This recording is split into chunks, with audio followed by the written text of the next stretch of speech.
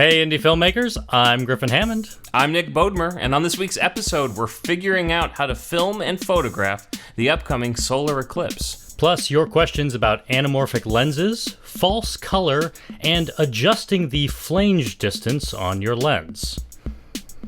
Griffin, this sounds like the most boring podcast on the planet. Flange distance? What the heck are we talking about? I don't know. We'll get to that at the end of today's episode. I don't even know what that means, but it sounds super nerdy, and I'm actually pretty excited. Hey, I got something super nerdy for you. This is our 28th episode. Okay. And I have a math trick for you. Did you know that you could figure out, based on which episode we're on, what you're supposed to film next? What I'm supposed to film next? Yeah. All you have to do is take the aspect ratio of your sensor. What's the aspect ratio on your sensor? 4:3. 4:3. Okay, so take the number of our episode, 28, divide that by 4, Okay. multiply it by 3, and what do you get?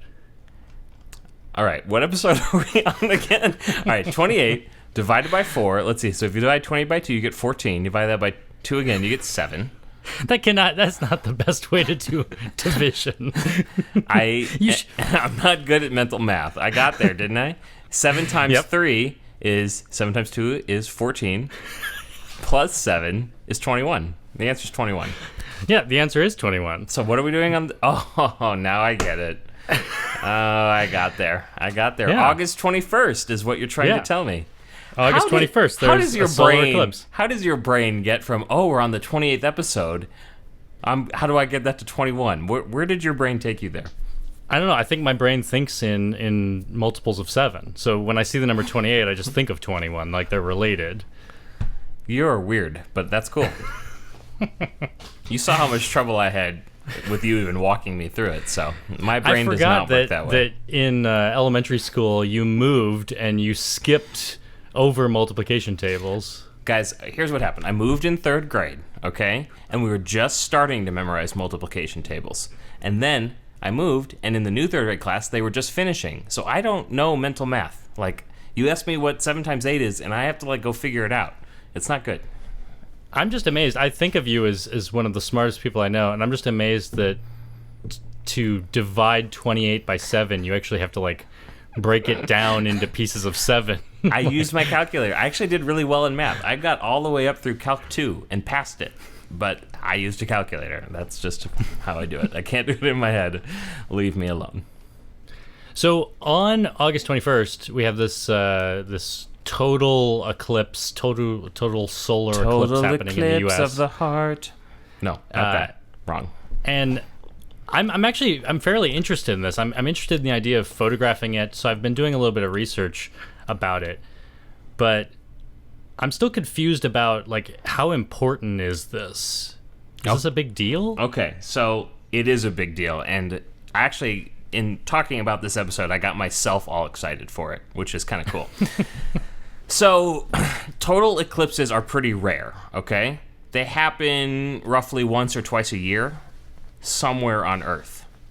Right. That's just the way. So the moon is 5 degrees tilted in its orbit from the orbit of the Earth around the sun. So it's going to happen at some point. It lines up, but it doesn't happen all the time. Otherwise, we would have a total eclipse every new moon or full moon or something like that. Man. And the moon is small enough that this is only, like you said, it's only happening in one place on the Earth when it happens. Well, here's what's cool, Griffin. Area. You're going to like this. The moon is 400 times smaller than the sun. But it's also 400 times closer. Yeah, so they are pretty much the same size to our eye. In our eye, in the sky, they are basically the exact same size. I mean, that's cool right there, right? We just got lucky that our moon is like that. It's crazy. It is crazy. And it's actually a good photography tip that I've read is if you want to practice filming the eclipse coming up, just film the moon, because size-wise, it'll fill the same amount of your frame. Exactly. So that's cool. Anyway, so we do get a total eclipse once or twice a year. Somewhere on the Earth. But 70% of the Earth is an ocean, right? So you're usually not in a good spot. This total solar eclipse going over like most of the United States is very rare. In fact, the last time it happened was 1979, and it just barely went across the northwest at that point. So this has not happened in a long time. So it hasn't happened in 48 years. Right. And when's the next time it'll happen? I didn't look that up. I think it's another... Here's what you do, Griffin. Take 1979 and multiply it by 4/3, and I think you'll get somewhere in the right neighborhood. Maybe not. Hard to say. So I've actually considered... I don't know if I'll do this, but I'm thinking... my understanding is you'll be able to see a partial eclipse in most of the United States. Like in New York City, I'll see the moon travel across the sun. It won't completely cover it because it'll be, I guess, below it or above it. But if I'm willing to go down to like Nashville or any of these cities that are along this stripe all the way from Salem, Oregon, down to Charleston, South Carolina, you can actually view the full total eclipse. Yeah, it's actually a fairly narrow band is what I've found. But yeah, you're right. It kind of starts up in the northwest and moves down just north of Florida, this little tiny band. And we'll put I think it's a 70-mile wide band. And what I've heard is, like, if you don't have a hotel reservation at this point, you're not getting one in that area. Like, they've been booked for a year. And traffic in these areas is going to be horrific. Like, it's going to be harder than you think to get into the area of total eclipse because that's so rare. This is the crazy thing, is I just for fun, I checked airline tickets to Nashville for any time around the 21st. And the plane tickets on Delta were going to be like $1,500 round trip. And if I just change the dates to like the next week, it's $300. Yeah. So it's like 5 times more expensive. This is going to be a big deal. It's going to be really hard to get anywhere where you can see this right now. If you haven't already planned it, it's probably too late to be somewhere where the total eclipse is happening. Well, I mean, the good thing is, I mean, if you're willing to rough it a little bit, you don't have to go to a major city. Exactly. In fact, just go out in the middle of nowhere, but you do have to be somewhere in this stripe across the country. Yeah, and we'll share the map. In fact, knowing my friend Griffin, he has already edited in the map. And as you're watching this on YouTube, you're looking at the map, which is great. Thank you, Griffin, for... But yeah, if you're listening, you can go to Hey.film and check it out. So that's going to be very cool. But, like you said, like I was like, wait, I saw an eclipse in elementary school. Like, I remember doing this in elementary school, going outside, and we cut little holes in paper plates and looked at it on the ground, right? Do you remember this? Somehow I don't remember ever doing this. Well, this was elementary school, so you would have been stuck in Georgia, and maybe they didn't like you very much then. Yeah, or maybe it wasn't a good view from Georgia. Could be. Well, we did it in Springfield Elementary.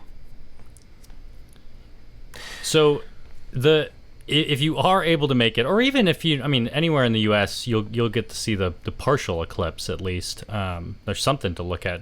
But of course, you don't want to look at it, right?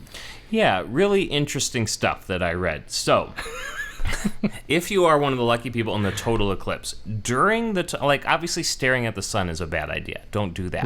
Right? It's bad for your eyes. You can damage your retinas, in some cases permanently. Don't stare at the sun. But during the 7 or so minutes of total eclipse, you can look freely because the moon is blocking the sun, and you'll see some really cool things. You can actually see the outer atmosphere of the sun called the corona, which you can't normally see because everything else is too bright. But during this moment of total eclipse, you can see that, and people say it's really awesome and makes you cry. It's so beautiful. I'm not going to see it because I won't be in the right spot, but cry all you want. The problem is, at the very moment where you leave total eclipse, you get this extraordinarily bright flash of light. Yeah. And your eyes have adjusted to the darkness and things like that. Yeah. And so your pupils are very wide, and you can do significant damage. So you have to be very careful that you stop looking directly at the sun long before that little flash is going to happen. How are you supposed to know that it's time to stop looking? I think I think it's about 7 minutes, but you can look it up. There's the amount of time it takes for the moon to cross that distance can be timed. So you can, if you're in the area of total eclipse, you can time it and know to the second, I think, when it's going to happen. Yeah. And then for the period leading up to and after the total eclipse, when the sun is out, but it's partially covered up by the moon, you can look at it if you're using like those special glasses. Yeah, and actually I included, we'll have in the show notes a link to a very highly recommended Celestron viewing glasses. They actually do a 2x power, so they zoom, and they're made out of cardboard, so they're cheap. It's $10 for 2 sets of these glasses, and I actually block the landed solar. on the same recommendation for Eclipse viewers. Did you really? We looked at the same website. Well, yeah, Wirecutter had a great recommendation for That's the one I'm on, yeah. Yeah, and then I went to look, and I looked on Amazon, and they sell it, and it will be available in 2 months. Right. And Adorama sells it, and it is out of stock. But B&H Photo Video had it in stock, so I ordered a set today. Cool. Nice. I was like, these are going to be out of stock very soon. So, in fact, they are now out of stock. Oh, geez. I just went and looked. Expected availability 7 to 14 days, so it's going to be close. But keep an eye on that. Yeah. I hope mine ships. Jeez. I'm wondering if they make these glasses with the same material that they use for the filters that you actually put on your camera. There are solar filters you can get for your camera, is what I've read. Yeah. And it seems like most of the photographers that I've read talking about shooting eclipses say to use black polymer filters. That's the material, I guess. And I noticed you can buy just sheets of black polymer. From a company called Thousand Oaks, but there's lots of different companies. And then they also make actual glass filters that you could put on your camera. Or your binoculars or whatever else you want to use to look at this. So I did a ton of research trying to figure out, is it bad to stare at the sun with your camera in terms of damaging your camera? Have you done any research here?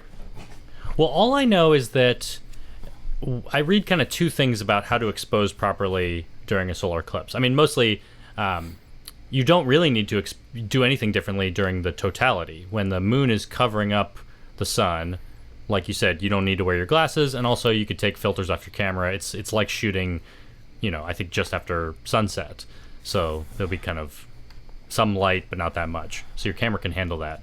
But if you want to watch the sun as it's starting to get covered up and before it goes into totality, if you want to see any detail in the sun, you'll definitely need a really dark filter on your lens. And everyone either recommends using a solar filter, like the stuff that's on the sunglasses, the special glasses, or people have said you can use an ND filter up around like an ND like 14 stops or 16 stops, somewhere in that range. But the warning that I always see is you can use this to protect your camera and to expose properly, but it won't protect your eyes. So like on a traditional DSLR where you're looking through the viewfinder and you're actually looking through the lens, they don't recommend using an ND filter, even if it's a really dark one, because that will protect your camera from the sun, but it won't stop like the infrared light and the UV light coming through, and that could damage your retina. Okay. Yeah, that makes sense. Of course, I don't have to deal with that, I guess. I guess I could use an ND filter because I'm using a mirrorless camera where I'm just seeing a digital representation of what the lens is seeing. Exactly. But if in doubt, I'd put a solar filter on there. Right. Yeah. So I actually found a really interesting site. Tell me if you found this same thing. On B&H again, and again, they are not sponsors. They just happen to have a good site. Yeah. Debunking the myths surrounding the sun and your camera. Have you seen this article that B&H wrote? I didn't read that one, no. All right, well, we'll put it in the show notes. It's worth reading. Again, they basically say the same thing. You hear lots of people say, like, it could damage your camera if you stare right at the sun with it, so be careful. So they're like, let's test it. We have a bunch of old used gear we can go mess around with. And for the most part, like, they say, like, they take a lens and they focus it on the sun and they show, yeah, look, there's tiny little spot of light gets focused at the end of the lens. They can burn a leaf with it. And then they put it in a film camera and they show, yeah, it melts the film in the back of your camera. Wow. They weren't able really to damage a digital camera. It still worked afterwards, but after seeing the fact that it melts the film, I was like, yeah, that's all I need to know. I'm putting a filter on my expensive camera before I point it at the sun. Yeah. So that is my thought. Right. And we will put that link in the show notes. It's actually pretty interesting. Yeah. But I'm guessing you'd have to... Do you have to point it at the sun for a really long time to do damage to your camera? I mean, I think so. I think when you're outside just shooting like a normal like shot of the sky and the sun happens to be in it. That's probably okay, right? Of course, yeah. But we're talking about taking something like, I read like a 500 millimeter telephoto lens is what you need to basically make the sun fill the frame. And just pointing it at the sun for a long exposure, yeah, you could definitely do some damage. So, right. Be careful. Yeah, I was thinking for lenses, if I were going to do this, some of the recommendations I read said, definitely you need a telephoto lens, but also don't forget, I might want to have two camera bodies, one with a wide angle lens, because some of the most interesting shots could have the environment too. Sure. You don't want to, especially knowing that like some professional is going to take some amazing eclipse shots and you're not going to do as well.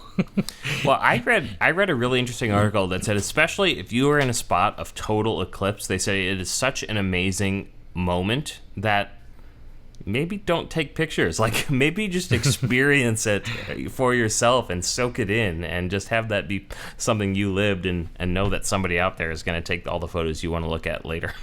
Exactly, yeah. Which is probably what I'll do. I'm kind of excited to just look at it and enjoy the partial eclipse. Yeah. For some reason, I feel very motivated to photograph this, although I guess we'll see if I can even make it into the path of it. I don't know if it'll fit in my travel schedule. But if I can, I'm thinking I should probably rent the new Panasonic 100 to 400 millimeter lens. Oh, there you go. Sure. Feels like it'd be the perfect focal length, along with a wide angle lens doing its own thing, maybe a time lapse. But getting a telephoto lens. I have the 100 to 300 millimeter, but the new 1 to 400 is nicer and would get me a little bit closer. There you go. Beautiful. Well, good luck, everybody. I'm excited to see the photos that come out of this. Yeah. The only other thing I learned was for time lapses. I can't even wrap my brain quite around how I would do a time lapse of this, but you're gonna have a completely different exposure leading up to totality, and then it's gonna get suddenly very dark. So it's gonna be impossible to do like a perfect time lapse, but everything I've read, photographers will keep the solar film on their camera leading up to the totality and then just take it off. So you're essentially shooting two different time lapses, but you can kind of blend them together, I'm sure. Sure, yeah. I think a lot of what I've read with some of those really cool time-lapse shots where they show kind of the sun in every part of the sky as it goes through totality, it says that they're composite images. They kind of have to be. Right. Yeah. Yeah, I'm trying to think how I would actually do this as a video, but that may be too challenging for like a once-in-a-lifetime thing like this. Yeah. I'm basically a time-lapse expert now. Yeah, I saw that you shot something with your G85. I did. The longest time-lapse you've ever seen. What do you mean? It's 8 seconds long. I thought it was going to be longer. I shot for like 10 or 15 minutes. And then the whole thing's like 8 seconds long when I drop it into my timeline, Griffin. Yeah. I didn't do What's your interval, like 1 second? 1 second, yeah. And I shot like 300 photos, which sounded like a lot. Yeah, they fly by. So I was at a very cool theater production, actually, since I'm the theater nerd of the group. I saw In the Heights performed at Spring Mountain Ranch State Park. So an outdoor theater at this beautiful state park. We're there right before sunset because the show starts at sunset. And I said, hey, I'll bring my camera. And I basically just messed around for 45 minutes before the show started. So I really wanted to stay through sunset and keep shooting a time lapse, but I had to go sit down and watch a show. So I kept it short. But it was kind of fun. I'd never done it before. I'd never used an intervalometer before. So it was all kind of new to me. So...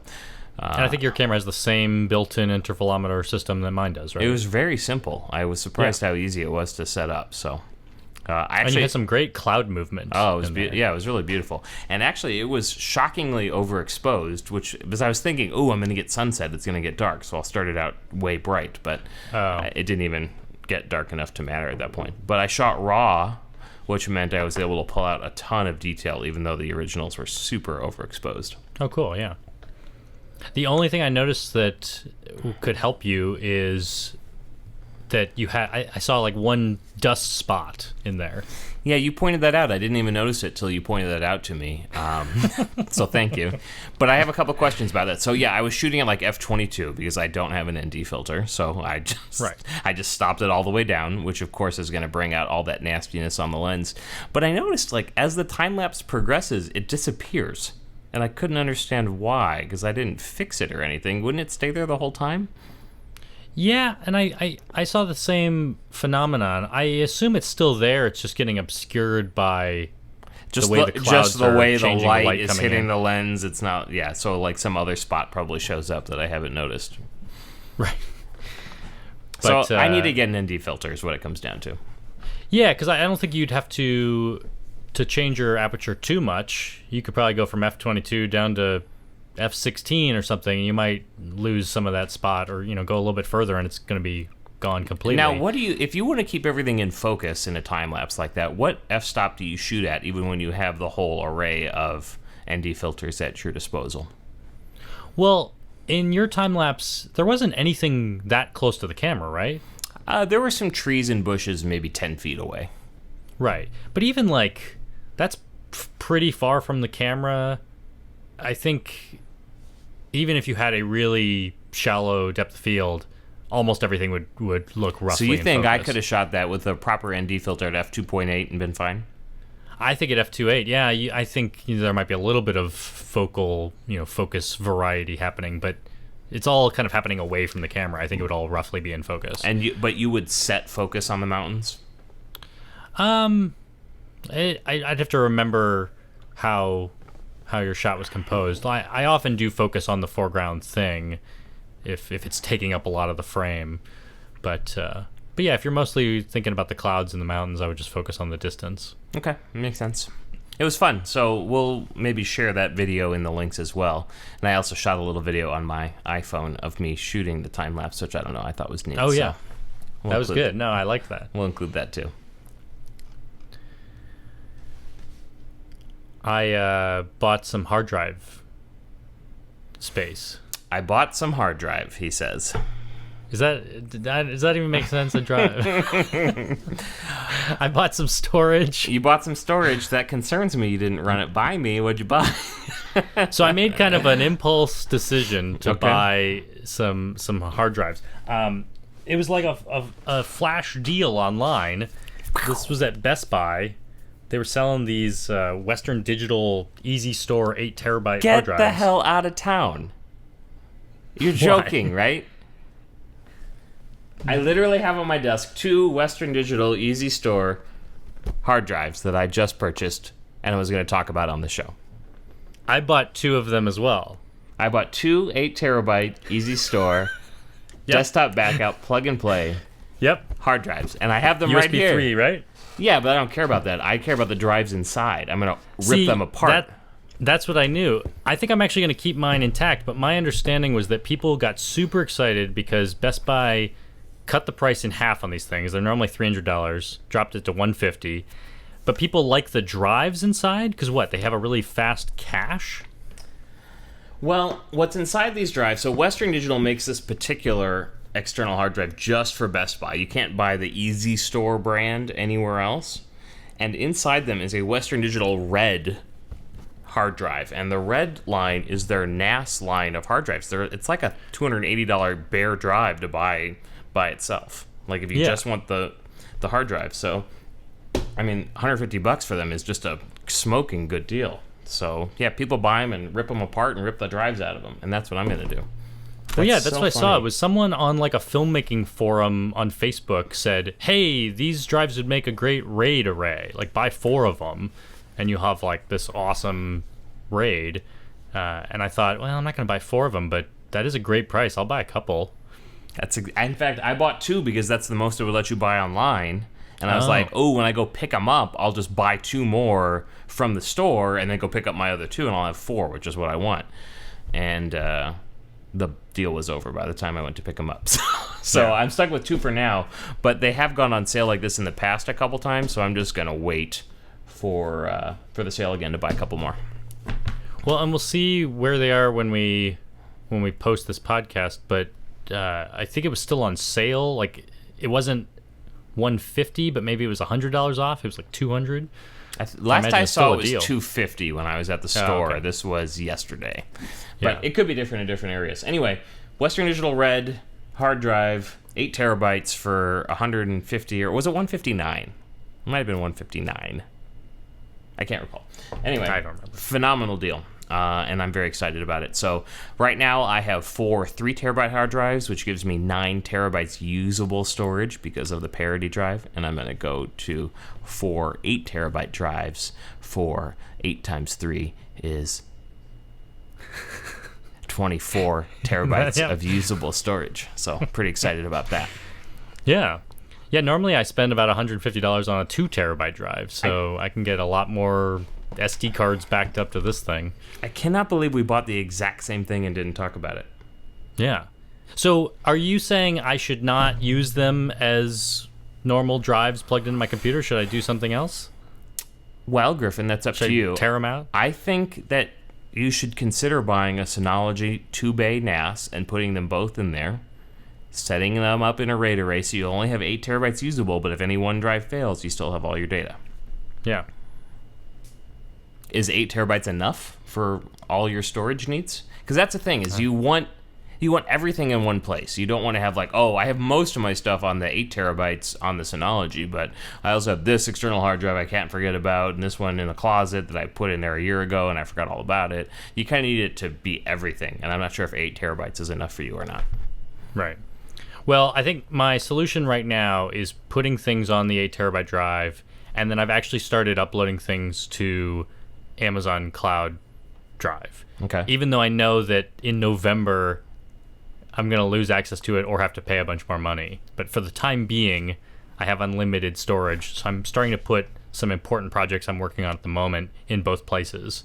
So at least I feel like I'm backing up things appropriately. You're warming my heart, Griffin. I love data protection. Thank you. That's good. I mean, It is hilarious. We bought the exact same thing, and I'm like, I guess you didn't, but I had them ready to show on the podcast. Yeah. I haven't even opened mine yet. I've opened one. I'm already using one. But I kind of don't know why I have the other one. Do you need another yes, one? Yes, I do. I told you I need 4. I only bought 2. You probably have my other one if you want. I'll buy it from you. Well, I've got to buy one more, but that's good for now. I'm actually pretty excited. I'm going to try and put them in my VMware server, and I'm going to do hardware pass-through of one of the SATA HBAs, and then I'm going to put FreeNAS on a VM, but give it hardware access to the drives and see how that works. So you're right. This is our nerdiest podcast I got ever. that going for me right now. It's going to be pretty fun to play with. FreeNAS. Woo! Let's answer some questions from our audience.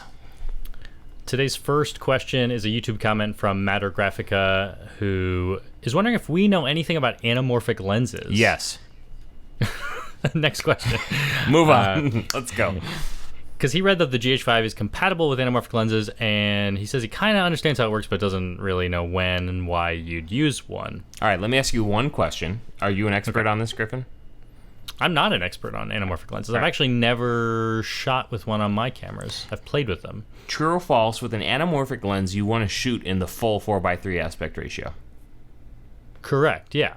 So my understanding is it takes what would be a 16:9, or even, anamorphic's even wider, 2.35:1 or something? What is it? I mean, there's different magnifications you can use. But it takes a very wide field of view. Would you agree with that statement? Right. Yes. And it compresses it into a 4:3 frame. Yes. So you record this 4:3 frame that kind of has the top and bottom stretched out. So it looks weird when you're viewing just the video that you've created.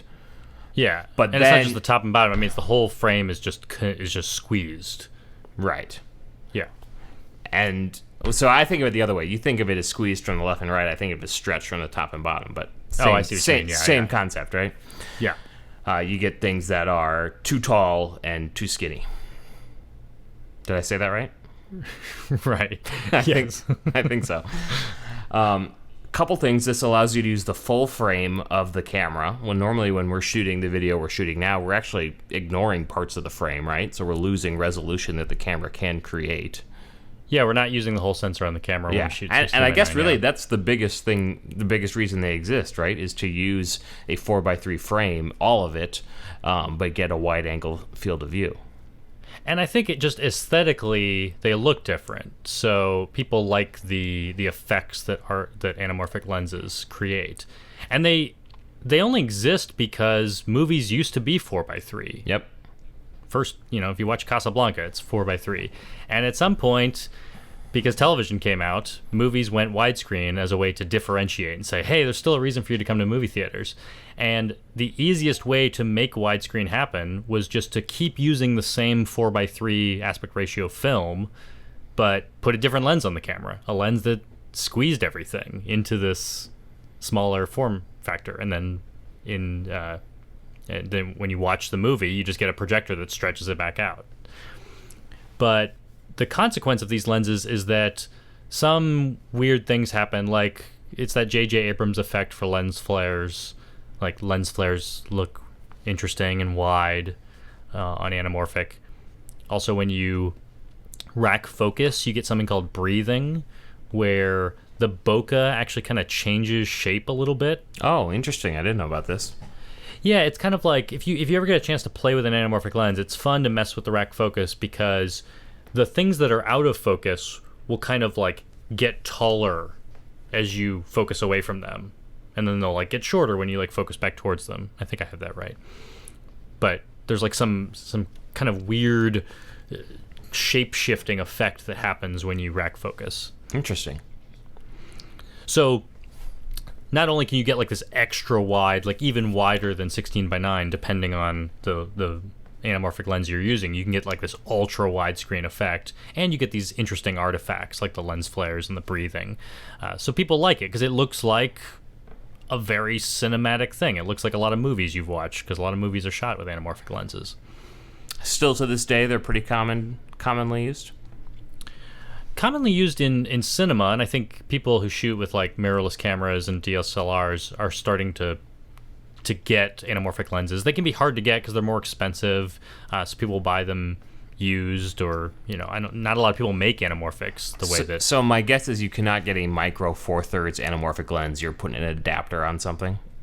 No, I think you can buy some native anamorphic micro 4/3 glass. There's not a lot of it. Interesting. But I need to do a little bit of research about which one I should buy because I'm interested, especially when there's a firmware update coming to the GH5 where you can already do 4:3 anamorphic shooting on the GH5, but they're going to increase the resolution that you can shoot, where I think you're going to be able to shoot a full 20 megapixel image 30 times a second. Jeez.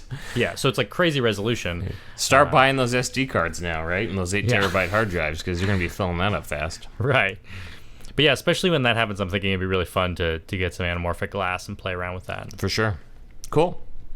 Yeah. We've got a YouTube comment from Willie Padden. He has a question about using false color for exposure. He says he has a monitor that has that capability, and sometimes it would be useful to have another indicator if you're under or overexposed. What do you think? I like questions like this because they force me to actually go out and learn something. I actually didn't really know. I've heard the term false color, but I didn't understand how that helps you do exposure. Yep. And all it is on a monitor that may have false color, it just changes everything on the screen to a color that corresponds to the amount of exposure. So like red will be 100%, like the brightest thing in the image, and goes all the way down to, actually I don't know what the lowest color is. I mean, the colors are arbitrary, but it's a way just to see what is the exposure of everything. Because like when you look at a waveform monitor, it's kind of a 3D histogram. Yeah.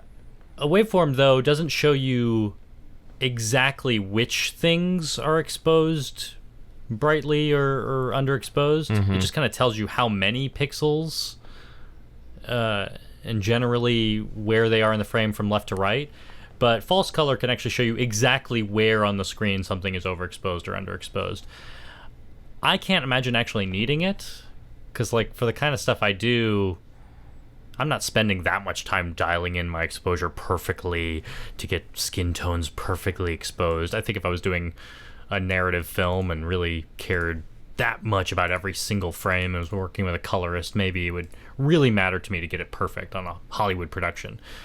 But for the kind of stuff I do, I think zebra stripes are all I really need to know what's I want to make sure not too much of the frame is completely overexposed, and I'll fix that. But makes I don't sense. think I need false color. Here is an email from Dave, who lives in Poland. He has a Lumix G7, which is capable of shooting full HD at 30 frames per second at 20 megabits per second. And it can also shoot full HD at 60 frames per second at 28 megabits per second. So the trend, the theme of our show today is math, and he's wondering, wait, does that mean that a single frame of the 60 FPS video is more compressed because it's not double the megabits per second? I think yes. Yeah, that's what it sounds like. That's per second, right? I mean, it's not megabits per frame, it's megabits per second. So if you've got double the frames, you're going to have half the data. Now, of course, the way this compression comes into play is going to make that different. It's probably not half the quality, right? Because each frame just has to describe how it's different from the previous frame or the previous iframe. So if there isn't a lot of motion or a lot of change, then I think, no, it's not going to be half as bad. If every frame is uniquely different and not related to the previous frame at all, I think that's what you would expect, is exactly half the quality. Yeah. And I would say, you know, people are always get caught up on bit rates and stuff, but remember, this is an art form and it's all subjective, so I would just play with both modes. And if you are happy with how it looks at 60 frames per second, I wouldn't worry about the fact that that's 28 megabits versus something else. I agree. Don't pixel peep. Tell good stories. Exactly. Here's a Facebook message that I got from Gurmeet, who I actually spoke with last week. We talked about him last. I think he had a question last week, right? He was picking a lens. Yeah, because I recommended the 12 to 35, and he got that, the Panasonic 12 to 35 f2.8. But now he's looking for a fast prime, and he sent me this link to a lens I'd never seen before. It's an SLR Magic. By the way, I think SLR Magic does make those. I think they make some micro four thirds anamorphics that I was talking about. Oh, cool. But he's looking at a prime, an SLR Magic 25mm T.95. Oh, the T-stop strikes again. Yeah, we talked about T-stops, a couple episodes ago? Yeah. And he's wondering if that's a good lens. And I haven't used it, but it's $500, which I notice is cheaper than the Panasonic 25mm, which is an f1.4 lens. So this lens will do twice as much light performance at $100 less. So why wouldn't you get it, right? Yeah, I mean, if it's sharp and good quality, why not? I would read some reviews just to make sure it doesn't look like crap, but... I mean, that's the thing. We don't know. I don't know what its sharpness is, and I think one thing you'll lose compared to like a native Panasonic lens is you won't have autofocus. I think it's a fully manual lens. Ooh, ouch. But if what you're looking for is a 0.95, if you want that much light performance, that could be a fun lens. Oh, and it supports SLR Magic's achromatic diopters. So we got that going for you. I don't even know what that is. I don't either. I just read it and it sounded cool, so I thought I'd say it. Oh, it also says it has a click. Oh, wait. Maybe I'm reading the wrong thing. I'm going to stop reading the internet while we're answering questions. No, it's fun that way. This is a tweet I just got maybe today from Brian E. Murphy, who says that he picked up the Canon FD 35-105 lens. It's an f3.5 lens. It's an old lens. I'm assuming he got a used one. And he's having the same issue that I had when I bought this one years ago. I actually bought this lens on eBay for $50 in 2013. And when I got it, it was not focusing on distant objects, like infinity objects. Mm-hmm. Everything was out of focus at infinity. And he's having the same issue, and he's wondering how to fix it. And I believe I fixed it. This was years ago, but I think I read online that if you unscrew the bottom of it, you can actually adjust what's called the flange distance. Here it is, flange time. Everybody take a shot. So you don't know what the flange distance is? Well, I do now. The flange distance is the distance from the back of a lens to the sensor. That makes sense. And the only reason you would ever really need to know this is that it's different on different camera models. Like a Canon DSLR has a pretty big flange distance. I think it's something like 44 millimeters. They have one of the largest ones, so there's a pretty big gap between their lenses and the sensor. It's not a bad thing or a good thing, but what it means is that you can put a Canon lens on a Micro Four Thirds camera pretty easily, because the flange distance is so short on the Micro Four Thirds that all you really need is a spacer, just some metal adapter that's cheap. You can get like a $10 adapter to separate your lens the appropriate distance. And I think the other way around is a little bit harder. Yeah, you're gonna have to get that bandsaw out and start chopping up the lens again. I mean, that's one thing I like about mirrorless, is that it means you can put just about any lens out there on it. You just have to find the right adapter. Can't put that iPhone lens on it. That flange distance is quite small. Yes. But I guess the problem that this Canon lens is having is that its flange distance is off, and you can actually on this lens adjust the flange distance within the lens itself. There are some screws. There's like 3 screws around the bottom of this lens, and if you just undo them a little bit, you can loosen this little piece at the back, and you can change that distance. And I remember I did this myself, so I recommend to Brian that you do that. I remember it's hard to find these screws. They're like hiding in like a sleeve or something. Maybe take it to a Photoshop or somewhere that knows what they're doing. But if you're Griffin, people just give you lenses for free, so reckless abandon, right? Well, I bought this lens for $50 on eBay. Just messing with you. I'm just giving you a hard time. Don't get But all I had good luck upset. with it. I got in there, I found the place where the screws are, I messed with it a little bit, changed the distance, and put it back on the camera, and it was good. So hopefully you can have the same luck I did. Excellent advice from Griffin. Rip And then apart take it to your someone lenses. Yeah. I can't remember if I actually had to rip it apart. I think there was like a sleeve actually slid away from these screws. Interesting.